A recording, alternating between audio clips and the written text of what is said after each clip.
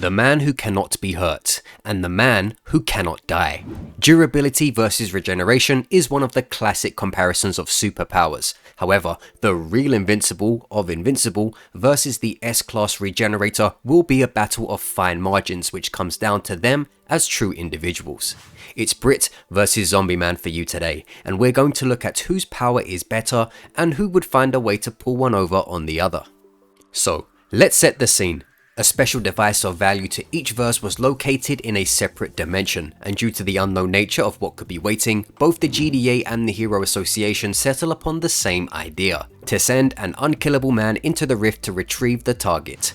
This would limit unnecessary losses while providing an operative who'd be ready for almost any type of physical risk, suggesting that no matter what happens, they'll make it back alive. What either group didn't know, however, is that there'd be competition from the other, leading to a facility showdown between two men who can seemingly handle nearly anything, and who are both after the same device.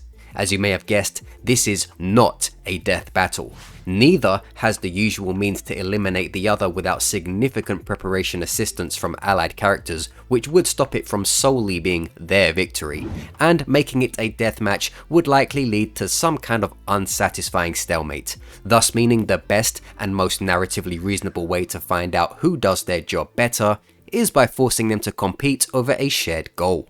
Ultimately, the winner of this encounter will be who can overwhelm or subdue their opponent long enough to successfully extract the device. Representing the GDA, we have Brit himself. Born sometime before the First World War, he and his mother were in a tragic accident that left her dead. This spurred his father to take Brit on a globe-spanning journey with the intention to discover the means to never lose a loved one again. And during this journey, they somehow managed to create a serum which could turn a person invulnerable. Somewhere along the way, he became a government operative who fights for the GDA and has worked with heroes such as Invincible and the Guardians of the Globe for Earth's protection.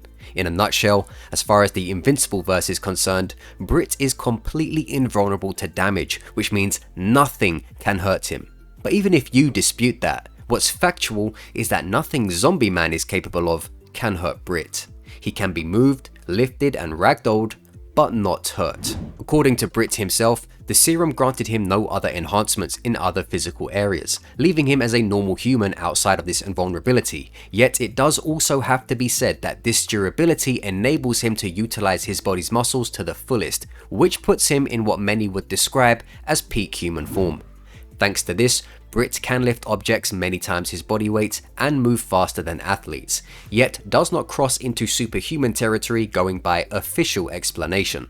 This can be a little confusing and even contradictory at times, as we have seen Brit use his body to stop an oncoming train, and it was met with such confusion by readers concerning what Brit's physical ceiling is that even Kirkman had to confirm Brit does not in fact have super strength, and simply used his body as an unbreakable wedge of sorts that locked into the ground to halt the train. If you think that sounds stupid, don't take it out on me. Kirkman's your guy. This is further shown by Brit being unable to break metal restraints and being pinned to the ground by a heavy object. So narratively, it is displayed that Brit is a normal human operating at top form, but not within superhuman levels outside of his durability. Now, we all know comics are kinda funny with consistency regarding vaguely peak human types when you have characters like Daredevil, Punisher, Batman, etc. sometimes doing physical feats that push into supernatural territory. However, that is usually down to numerous writers and artists putting inconsistent spins on characters through different runs. So you have to remember the established foundations on said characters when regarding their human capabilities, unless a permanent storyline change has altered it for a canonical reason. In terms of combat speed, Brit as a human with no enhancements outside of his invulnerability should be within regular peak human ranges. However, he has shown the ability to fight against superhuman characters within his series too. Obviously, he's not a speedster or anywhere close to it, nor does he have the capacity to speed blitz other peak humans given the foundation of what his character is supposed to be. However, due to him being able to keep up in battles against enemies who can fight the likes of Immortal on relative footing, it's not a stretch to say that Brit would be able to reliably contend within a set grade of hypersonic movement. Again, this is kind of strange since the serum didn't give him any speed enhancements and he's established in story as not superhumanly quick, yet he's able to keep up with bullet timers, but that's superhero fiction for you. Consistently in narrative, he's not portrayed to be bouncing around the place as a blur or catching bullets. However, he can manage to react to and tag people quicker than himself to a certain degree within his limits. Essentially, this means if Brit were to fight Nightwing, narratively, he wouldn't be faster than him. But if Brit fought Spider-Man, somehow he might be able to somewhat keep up with him despite being roughly even with someone slower. As said before, when peak human characters fight other peak or lower humans, and when they fight superhuman characters who should be notably faster for all intents and purposes, sometimes things don't totally line up logically, and that's just the way it is. But that shouldn't mean forgetting the general concept of what that character's capability is supposed to really represent. Across him, we have Zombieman, the House of Evolution experiment turned hero who has been stated to be literally immortal within the databook, and someone whose regeneration is so advanced that beheading him or exploding his organs will not stop him. What's more, Zombieman doesn't just have a ridiculous healing factor, he has incredible endurance and pain tolerance too. He's able to operate while having broken or severed limbs, and while chunks of his body or even head are missing. One of the best endurance feats in the series comes from Zombieman fighting Carnage Kabuto in a simulation for 7 days straight. The battle ended after Kabuto exhausted himself and was left fully vulnerable. So fighting for 7 days straight isn't even Zombieman's limit, it's Kabuto's. Something else which tends to be underplayed is his durability. People usually assume a character like Zombieman gets damaged by nearly anything. However, it does take monstrous power to even render him this way in the first place.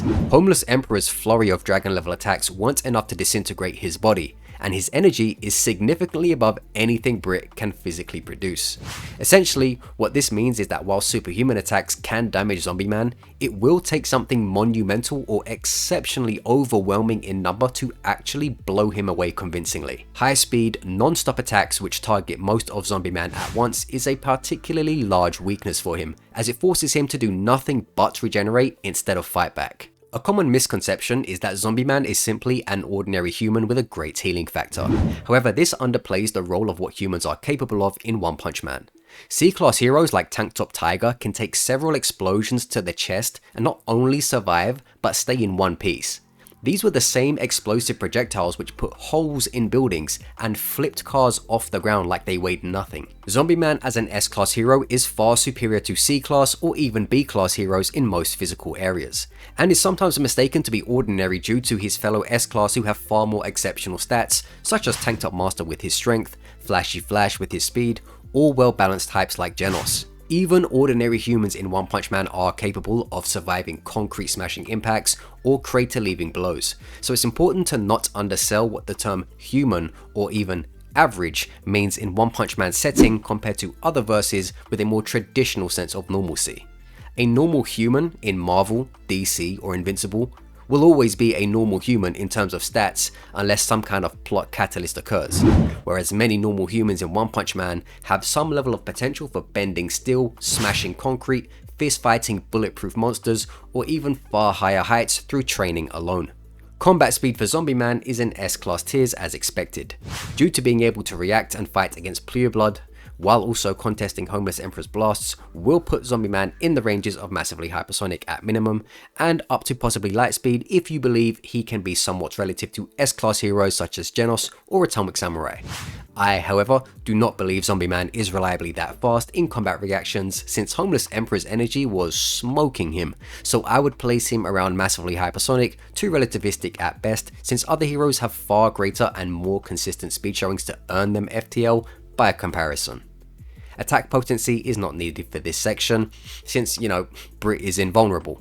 However, what's more important is that Zombieman has proven to possess enough force through weaponry and physical attacks to damage strong monsters who scale above Brit's physical strength, which means he will comfortably have the means to move Brit against his will at least.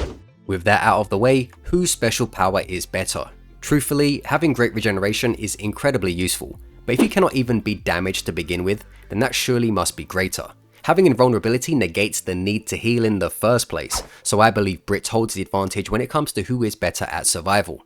There are some question marks over Brit's ability to be choked to death, however, since we haven't seen that tested, and I'd assume he'd be fine anyway. We'll leave it aside for today.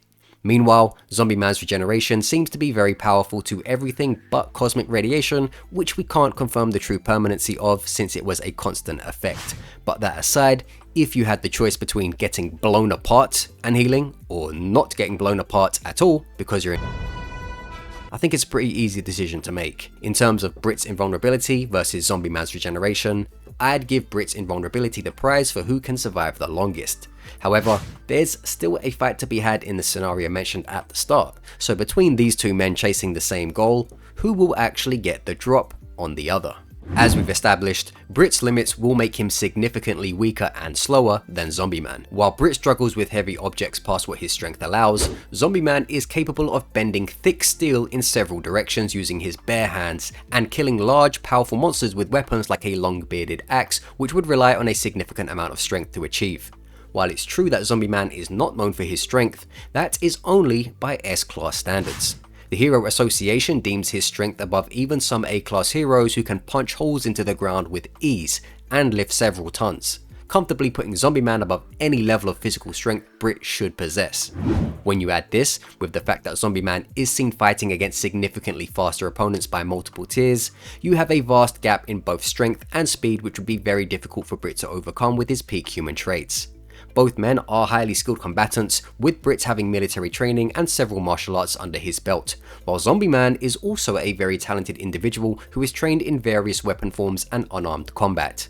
Both men are also very clever, with Brit having a tactical acumen expected of a seasoned soldier, while Zombieman is a detective type who specializes in espionage and investigation. He's also known to fight dirty with surprise attacks or hidden weapons. Additionally, both men are mentality monsters who will not surrender to their enemy, and by now you've likely come to realize that these two fighters are incredibly close in combat effectiveness, with the big difference being Zombieman's greater strength and speed. Given that stamina is also a big factor in a fight like this, if one man were to tire first, it would be Brit.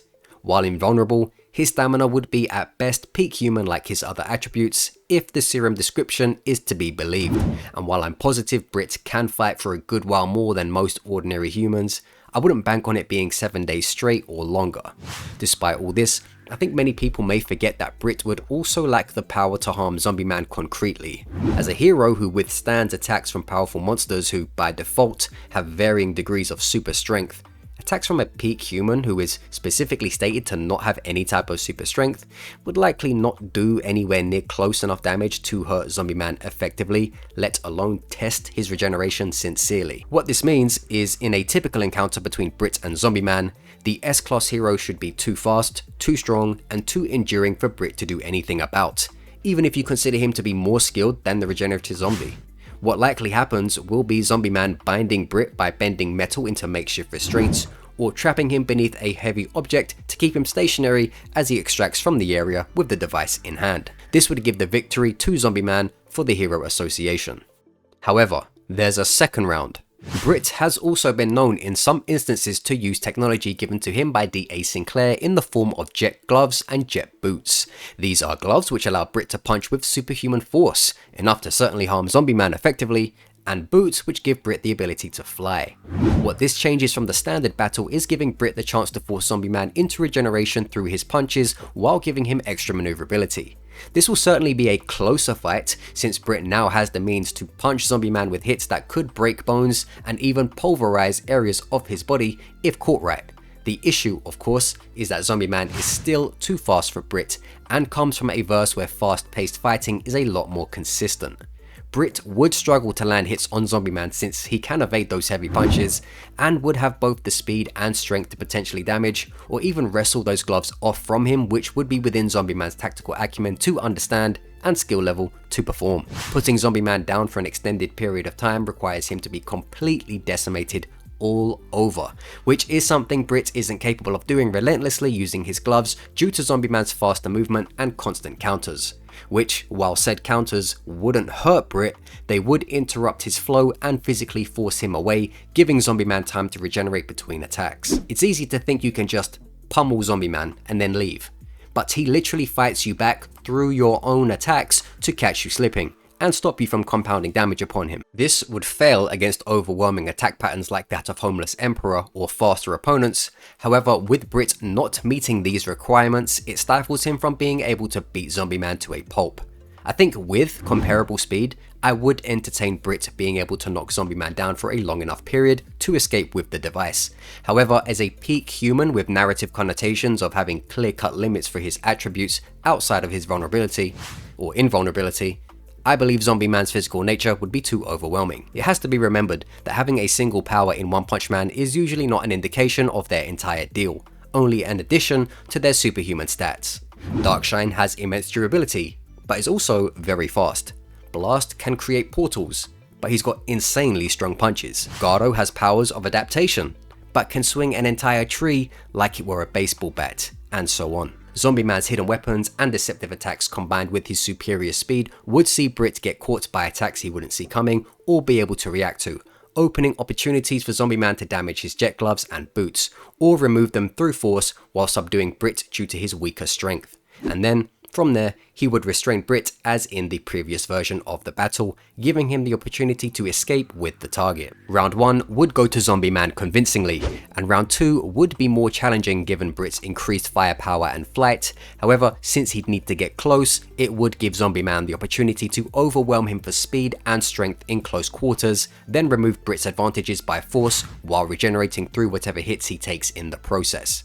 I wouldn't expect it to be clean or smooth, but Zombieman's superior stamina would see Brit tire first between the two of them, and Brit doesn't have the consistent reflexes to make all the right moves over and over again to disrupt a faster Zombieman's repeated attempts. Brit certainly has the better special ability between them. However, Zombieman is victorious in a competitive environment with an objective on the line due to his overall attributes. I don't expect a lot of people to watch this since it's quite a niche matchup between less prominent characters of each verse, but I did personally think it was an interesting encounter to dig into given their abilities and portrayals within their series, so I wanted to explore it. Like the video if you found it entertaining, subscribe if it suits you, and see you in the future.